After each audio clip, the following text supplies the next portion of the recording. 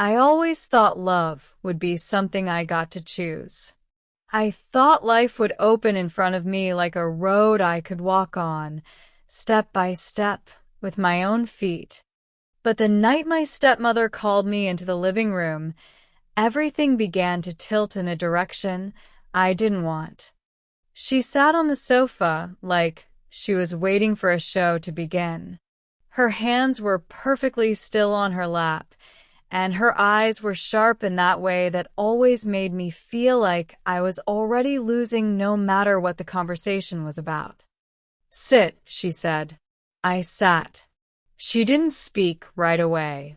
She let the silence stretch, thick and uncomfortable. Then she said, like it was the most normal thing in the world, "I've spoken to Mr. Sovin. His son is ready." My heart dropped before my mind even understood the words. Ready for what? "For marriage," she said. "For you." I felt my breath get stuck somewhere inside me. "I'm not marrying him. I'm already with." "No," her voice cut through mine like a knife. "You will forget that boy. You will not embarrass this family with childish choices." Childish choices.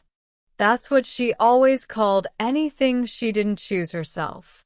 I swallowed hard. "I love him," I said, softer this time, because it already sounded like a losing argument. "Love." She raised her eyebrows like the word disgusted her. "Love doesn't build a stable future. This marriage brings respect, security, a proper place for you." She spoke like my life was something she had purchased and was now rearranging in her own home. Later that night, I ran to my room and shut the door, but shutting the door didn't shut anything out. Not the pressure, not the fear, and not the memory of my boyfriend's smile when he told me he believed in me, believed in us, in our small dreams for the future. He had always been someone who looked at me like I mattered, like my voice counted. He made me laugh on days I thought I didn't have the energy to smile. He listened, even when my words were messy and full of confusion. He made the world feel safer. But now my stepmother wanted him erased like he was a stain. The next morning, she started planning everything without asking me a thing. Talking to neighbors, choosing dates, rehearsing what I should say to my father, so he would agree. She knew exactly how to twist things until she got her way. I watched her move around the house like she was sewing the strings she wanted to control me with. I tried to talk to my father, but he lowered his eyes whenever the topic came up, like he was carrying some quiet guilt he didn't want to name. He said things like, "Maybe it's for the best," and "Your stepmother only wants stability." He didn't tell me he agreed, but he didn't say he disagreed either. And silence can feel just as heavy as pressure. That afternoon, I walked out to the small field behind our house, where the grass brushed against my ankles and the air felt more honest than the walls inside. I took out my phone and typed a message to my boyfriend, then erased it. Typed again. Erased again. What was I supposed to say? My stepmother is forcing me to marry someone else? I'm scared. I don't know what to do. I finally wrote, "Can we talk?" and pressed send before I could stop myself. We met near the old bridge, the place where we always talked about our future, his dreams of opening a small shop, my dreams of studying more, of choosing my own life. He saw my face and knew something was wrong before I even spoke. "What happened?" he asked. I tried to say it calmly, but the words came out like they were cracking apart. I told him everything, my stepmother's decision, the pressure, the marriage I didn't want. He didn't get angry. He didn't blame me. He just grew quiet, and there was something painful in his eyes that made me want to hide my face. "So that's it," he said softly. "She gets to choose your life for you?" "I don't want this," I whispered. "But I don't know how to fight her."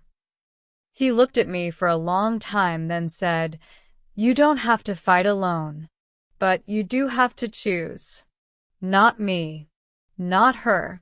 You." Choose myself. The idea felt impossible, but also true. Something shifted inside me that night. Not a loud shift, not a brave one, just a small, trembling one, like the first step after being frozen for too long. The next morning, when my stepmother started talking again about the ceremony and the gifts and the families, I stood in front of her with my hands shaking but my voice steady. "I'm not marrying him," I said. She blinked, stunned for a second, because she wasn't used to me refusing. "Excuse me?" I said. "No. I'm not marrying someone I don't love." Her face hardened. "You are being ungrateful. Foolish. You think you know more than me." "No," I said quietly. "I just know my own life." She shouted. She threatened. She warned me about shame and failure and disappointment. But I didn't move. My heart was pounding so hard I could almost hear it, but I kept standing. My father came out of his room, confused by the noise. He looked between us, then at me, and he finally said something he hadn't said in years. "Let her choose." My stepmother stared at him like he had betrayed her. Maybe he had, but for the first time he had chosen me. The house fell silent. I walked outside before anyone could say more. The air felt lighter than it had in weeks. I didn't know what would happen next. I didn't know how many new problems this choice would bring. But I knew one thing. My life was mine again. I pulled out my phone and texted my boyfriend. I chose myself. And I'm okay. I didn't know if we would stay together forever. I didn't need to know. What mattered was that I had taken back the steering wheel of my own future. And that felt like breathing again.